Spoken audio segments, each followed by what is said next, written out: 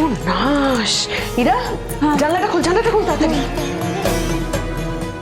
মা, গ্যাসের পাইপ খোলা ছিল নাকি?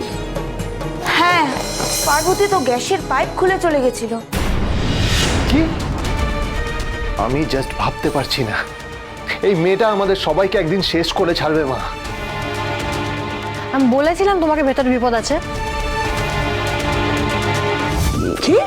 হ্যাঁ, ওই ভুল করে সিলিন্ডারের পাইপটা খুলে ফেলেছিল। বড় বিপদ হতে পারতো, কিন্তু কিছু হয়নি।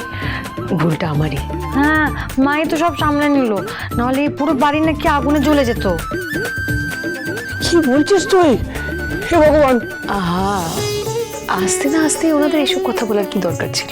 এই ভুল তো তুই জেনে করিসনি, অনেকে জেনেও করে।